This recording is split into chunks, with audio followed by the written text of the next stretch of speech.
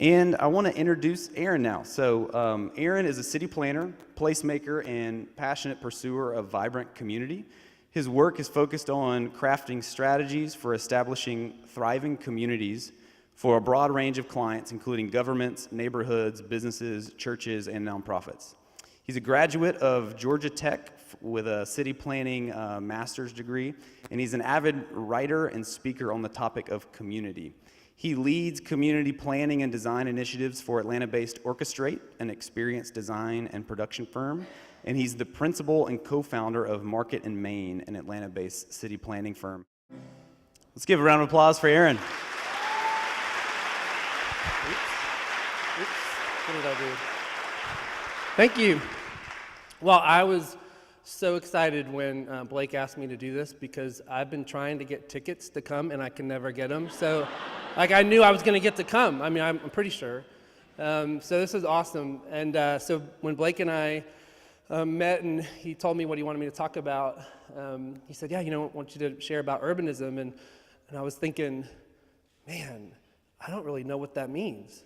And you want me to talk about it. That's cool. I want to do that, but I don't really know what it means. And I remember asking him when we were meeting, I said, well, I wanted to sound like it was a rhetorical question. I said, well, what does urbanism mean to you, Blake? And he said something very profound that I can't remember. And I thought, yeah, no, I need to really kind of figure that out. But I think that there's something to that. So there is like a real definition of urbanism. And urbanism is really just lots of people. It's when lots of people come together in community and to create culture and community together. And that's really the definition of urbanism, lots of people. But I think when we think of urbanism, I think we think of something else.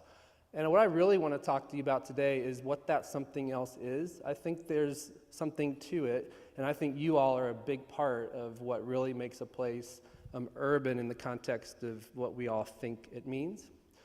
So we are moving into an urban era, for sure.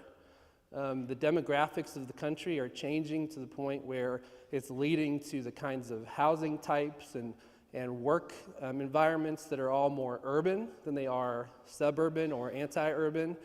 So just some of the demographic trends a lot of you have probably heard, but we know that housing is changing, the kinds of people that we are as a country.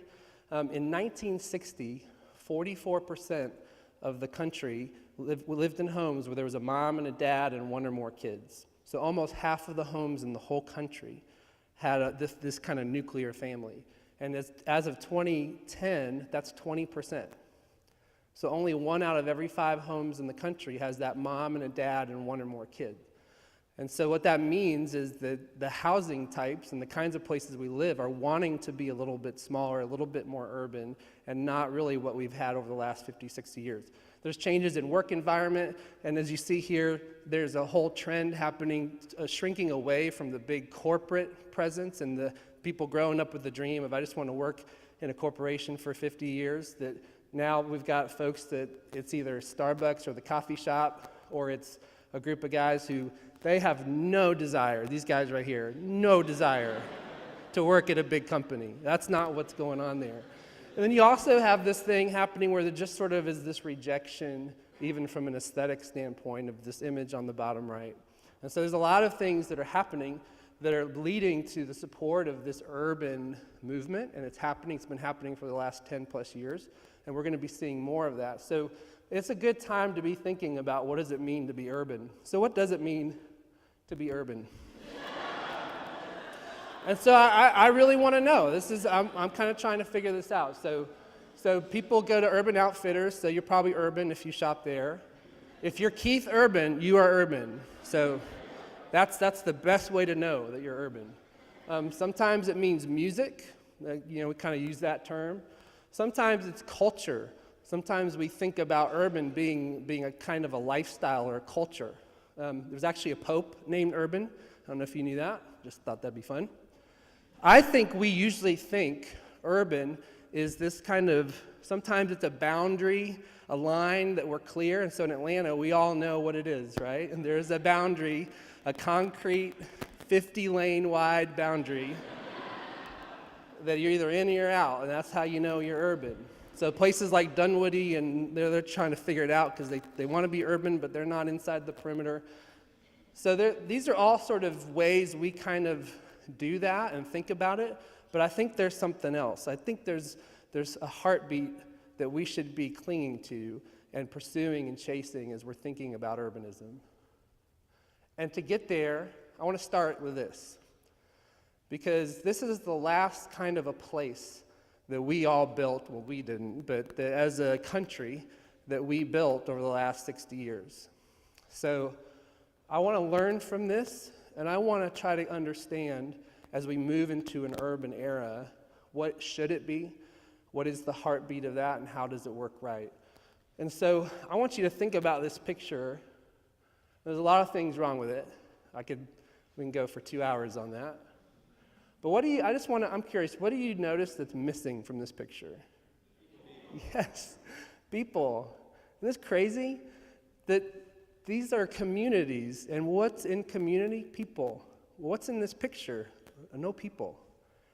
It's crazy to me. Like, who buys a paper right there? Like, I don't, who's doing that? This is like, I thought about this. This is kind of like a scene from the movie Cars, you know, the Pixar thing. All the characters are cars, and there's no people. So this is a great community for cars. And that's really what happened over the last 50, 60 years. But I think what's really happening here is there's no life. There's no signs of life. And I think at the end of the day, that's what community should be. That's what urbanism needs to be. And what I want you to know, too, is that what's wrong with this picture isn't just something that can happen to the suburbs. You can have a lack of sign of life, a lack of life in a city, in an urban environment. And you've probably experienced that, right? Even in Atlanta, or you go to another city, and there's parts of that city that, yeah, the buildings are tall, and kind of in some ways looks a lot like the rest of the city, but this doesn't really feel right. And so this picture is not about the suburbs. This picture is about life, and that we need to build communities around life.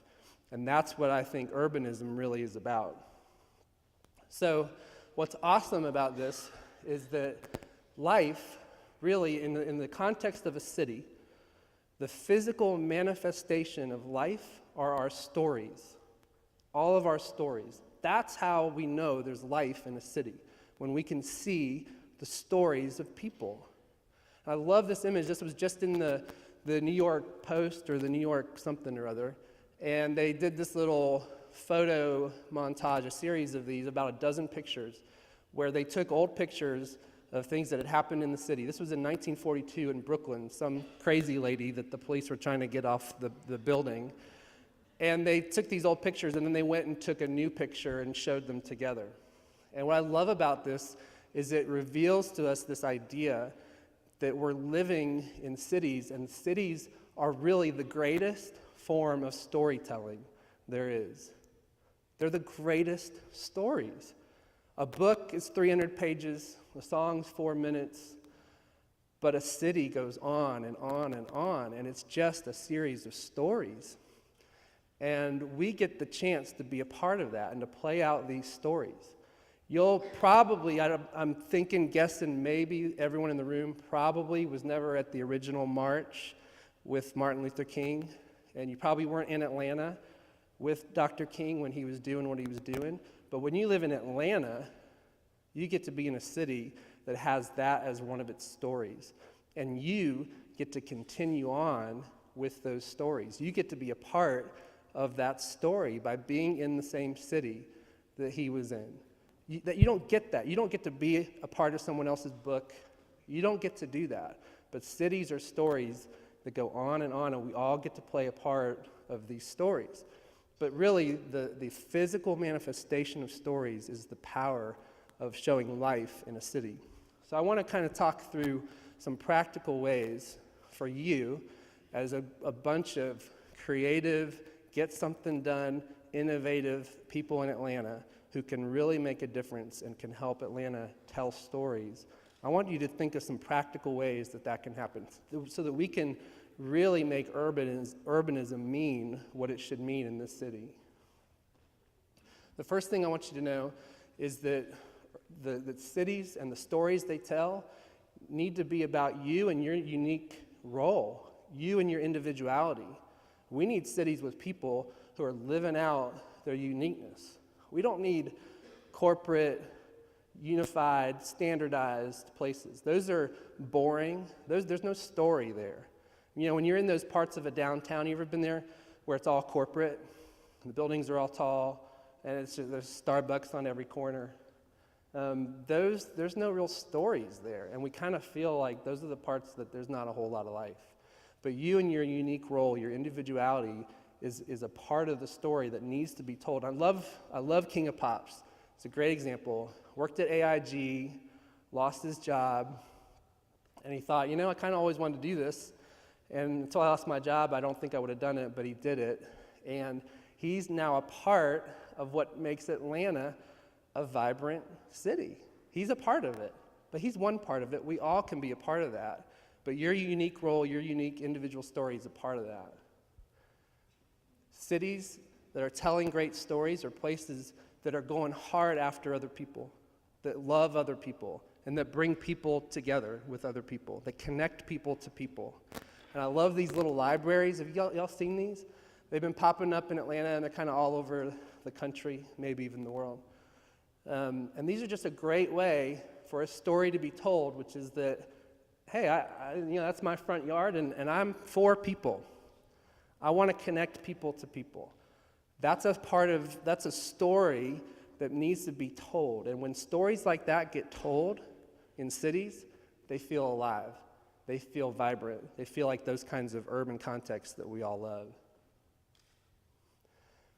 Cities have to stop telling stories that aren't true.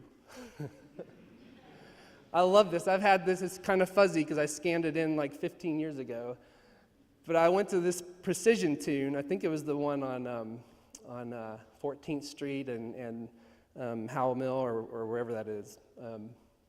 And I got this card, and I was going to, go pick up my car in a few days. But I just looked at this card, and I'm like, where's that Precision tune auto care? Like, I've never seen that one. That's pretty awesome. And isn't that crazy how, like, in that card, when they're making the card, they're thinking, well, we don't want to show a big, ugly parking lot and this ugly building. We know what it should look like, but that's not what they look like. That's not true. That's not true. That's one of these, like, PR, Chamber of Commerce maps that got made for Houston. That's not Houston. Y'all ever been to Houston? That's not Houston. That would be awesome, though, wouldn't it? Wouldn't that be amazing if that was Houston? Everyone would want to go there. But that's not true. And that's a dumpy, crappy apartment building. That's not a village square. It's a lie. It's a lie. That mall is never going to be the town center, the center of the community. And those are fake shutters. They're not real. Thank you. Great cities tell true stories. And people love that. Great cities are telling the old stories too. Great cities don't wipe out the old stories. This is part of what makes urban context so amazing, is they hold on to the past, they preserve the past. And this is Ponce City Market, for all you who know over on Ponce. It's doing an amazing job taking this old Sears building that was built decades ago and preserving it and making it a little bit new, but really keeping the core of the old building and hanging on to that. That's what great cities do. There's a great urban writer who was writing a lot in the 60s and 70s. Her name was Jane Jacobs. If you want to know about urbanism in cities, read Jane Jacobs. And what she says is that new ideas always need old buildings. And I think that's a part of what it is that makes us want to preserve the past. And don't you love that when you're in a city, when you can read the old and the new all together in the same area, in the same street? That's context. That's the story of the city playing out right in front of you. Old stories, new stories, and it's all playing out. But we got to hold on to the old. Great cities also cast a compelling vision of the future, though. We don't just get stuck in the past. We preserve that and cherish it. But great cities are telling stories of hope in the future. And that's exciting. We love that. In New York City, it's the High Line that's taken an old railroad overpass and turning it into something new and modern. In Atlanta, this is an image, a conceptual image of what the Beltline transit will look like in 60 years when that gets built. I love it. It's just trains are going to take a while. But we need this. That's a real urban environment. Every city in the world does that. Every compelling city in the world that you love, that people love, that are dynamic and that are growing, they're doing this. London, Paris, all over the world, Tokyo. This is always happening, and great cities need new stories. Here's one of the biggest things I want you all to take from today. Great cities are telling stories that we can see. We got to be able to see your story, man. Well, I hate these, the buildings in the cities where maybe amazing things are happening there. Great companies, great teams working on amazing stories for the city that the city would be so proud of. And you never would know. You would never know because it's just a big building with a bunch of people working in it, but there's no visibility. There's no way to know what those people are doing, that we can't tell the stories that you're working on. And I love Fellini's. This is a great example. You look at this picture, and you kind of know their story, right? You just look at this picture, tell you everything you need to know about a group of people who have a pizza shop. They love people. So they got outdoor dining and a water fountain that gets chlorinated water in your pizza if you sit too close to it. But look at that. You can tell their story by looking at their pizza shop. That could have been tucked into some building, and you still could have gotten great pizza in it, but you can see a little bit of their story. And you know what that does for Candler Park, where this is located? It does an amazing job making for a vibrant, dynamic context of that community. Great cities are also telling compelling stories. So just look at this picture. Okay, so it is a gas station, right? But isn't this kind of compelling? Don't you sort of want to take a step in, a step forward? Don't you want to get gas here? When's the last time you drove by your local BP and you didn't need gas and you thought, oh, I want to go in there? Get a hot dog, go to the bathroom. I'm close to home, but I'll just go to the bathroom there. Look at this. This is a Texaco gas station, but it is so compelling. So great cities, great urban contexts are telling stories that are drawing you in, and they're compelling, and you want to be a part of it. And lastly, great urban contexts, great cities are telling stories that are about justice and about righting wrongs. That's really compelling. In every city, there's a chance to be a part of that. I love this. This is something a lot of you might know about. This is Plywood People, and they hire about 10 refugees in Clarkston. And they get them working, and they make bags, and they get jobs. And they get to learn English and learn how to manage an account. But that's a compelling story because it's righting wrongs, especially since these 10 women, when they came as refugees to Atlanta, they ended up in a chicken plant in Gainesville and in a situation that was more abusive than the country they fled from. And so here in Clarkston, Georgia, is something happening that's redeeming people, and it's righting wrongs. And man, that's an amazing story for the city. That's an amazing story for Clarkston. And really great cities, they do that. They compel, they right wrongs, they bring justice. So I just want to kind of end with landing on this, that urban, if it just means a whole bunch of people, well, that'll be great while the demographics are in favor of that. But, in 50, 60 years, when demographics change as they do and people want to do something else, then that's not going to work anymore. We've already done that. What I want you to know, you're the people in the room, you're the people in Atlanta who can make urbanism mean what it really should mean, which is great stories, compelling stories, stories of justice, stories that draw us in, stories that right wrongs, stories that are about your unique individuality. Let us see these stories. If you all do that, you leave here and you just go do that, and a lot of you are already doing that, but you keep that as your target, Atlanta is going to be an amazing city. Thank you.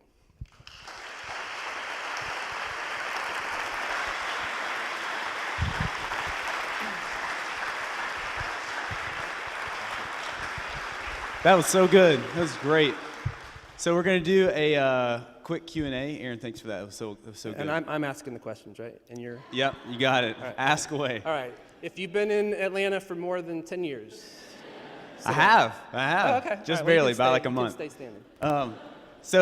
We're going to do some questions. I already see hands up. That's exciting. So Aaron will call on you, and if you're in the lower row, I'll run a mic so that the video can hear your question. So Aaron, feel free to call on whoever you want. Right. Great talk, thanks. As we move into the era of this new urbanism and the cost of living grows with that, from a master planning perspective, how do you see, what are some of the solutions that you're excited about for those that are in the city, that are underemployed and at or below poverty line? Right, yeah, that's huge. I think we're getting better about the providers of affordable housing. So the housing authorities of the world are getting smarter. And we're not building these isolated places that nobody would want to live in that just deteriorate over time. So I think the affordable housing providers are getting better. But the other thing is that smaller housing options are getting better. And New York's really leading the way on this. They're doing these, they call them micro units that, it's something like, it's like those little things that at IKEA you walk by and you see like what a 600 square foot house would look like, and you'd be like, what? New York City's doing that and leading the way on that. I think the key to all that is that as urban environments grow, density increases, land values get higher. I think we all have to shift a mindset as we're leaving the sort of last 50 years of 4-bedroom, 5-bedroom, 3-bedroom, big houses. We have to shift that mindset and know that living in an urban environment isn't going to mean that you have the biggest house. And as long as we can get that, our minds wrapped around that, then smaller units are going to be able to stay more affordable. And like I said, cities are doing a great job with incentivizing that, giving tax breaks towards that. Even Atlanta is doing that. But we just have to get comfortable with knowing living in the city, it may be affordable, but it's going to be small. But as we have to deal with that. But I think we can also know that, okay, I don't need the yard anymore. And I don't need a home entertainment room. I don't need a movie theater in my room anymore. Maybe I can go to the community movie theater. I don't need the playground in my backyard. Maybe I'll go to the park with the kids. And that all is part of buying into the urban context. Yeah, right here.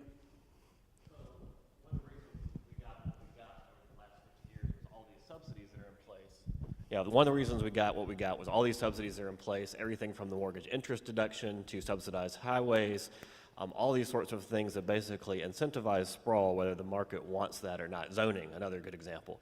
Is there hope for there being cracks in that so that urbanism and suburbanism can be on an equal playing field? Right.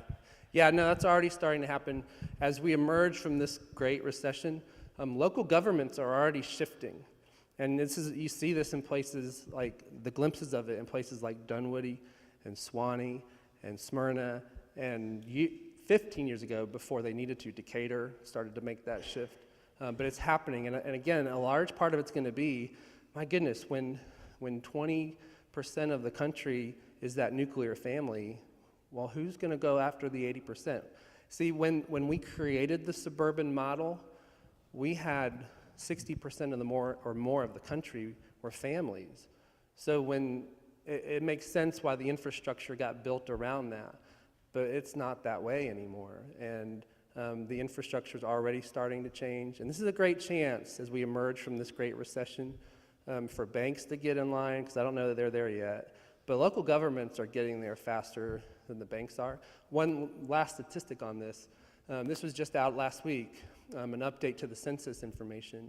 Right now, or this 2012, 61% of the homes in the country have 2 or less people. Isn't that crazy? So, people who, the development community and the people who build these places and the banking community, they're going to figure out there's a big customer base that is not wanting 4-bedroom, acre lot kind of thing. Let me try to get back. Yeah, back there.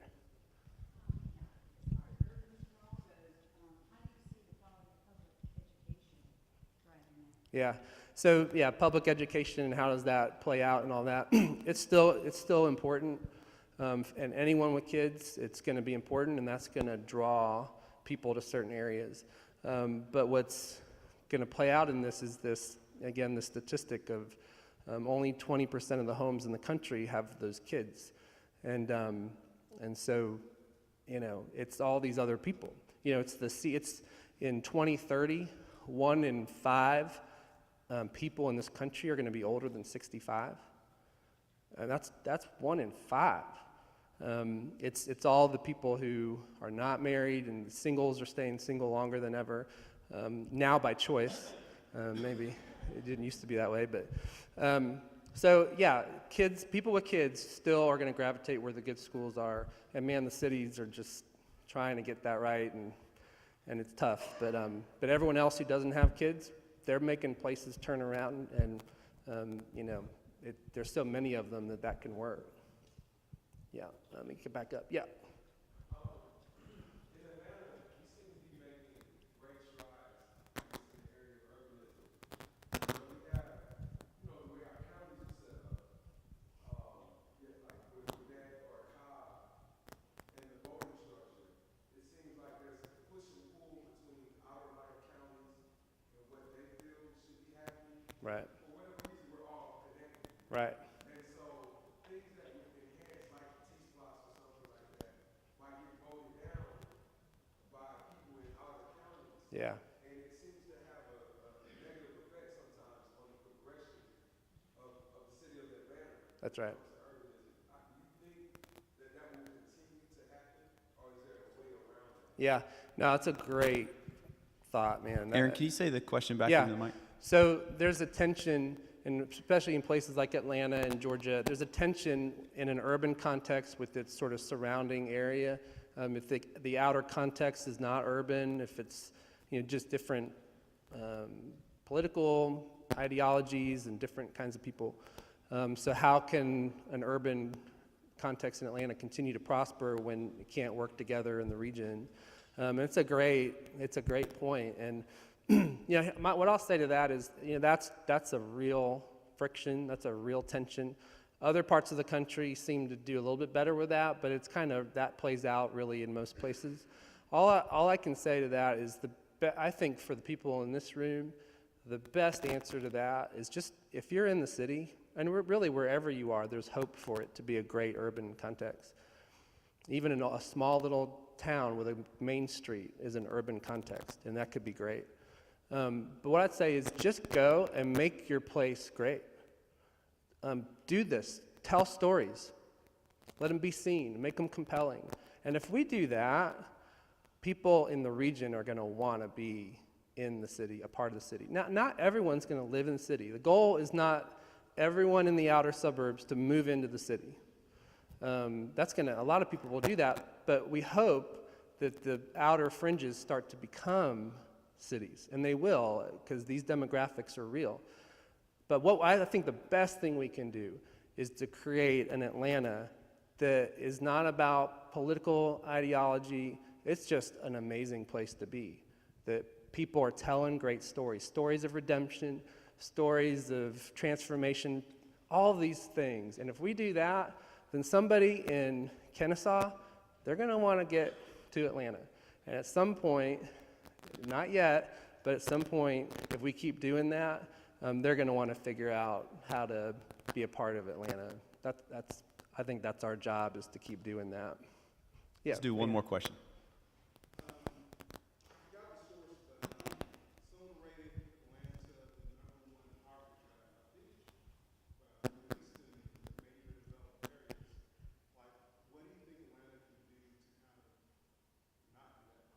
Right.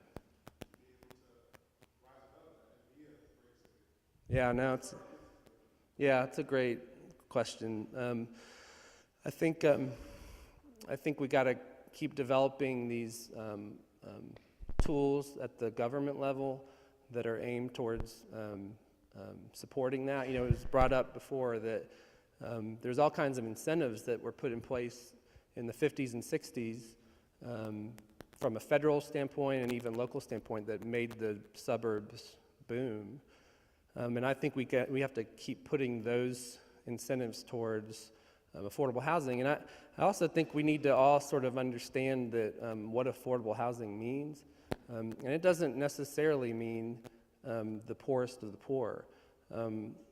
There's people with middle income jobs that are not able to afford living in the city all over the world. You know, cities get more dense. And so what we've got to do is, I think, we have to get these tools in place, federal, state, local, but then also I think we need the development community, the people who actually build the places we live in, to understand that, you know what, okay, maybe you make a little bit less in some cases, and you're just going hard after this sort of different price point. And you could do more than that, but maybe it's worth it to be trying to create community that is holistic. And what I love about this kind of affordable housing thought is that one of the ways I think about it is that that's a firefighter, that's a policeman, you know, those kind of income levels that they really can't afford to live in urban context once they start getting expensive. It's a teacher, it's clergy. There's a whole lot of people that I think you want in your community. And I hope the development community starts to understand that there's real value in creating communities that have that sort of diversity in it. So, yeah. Let's give a round of applause for Aaron.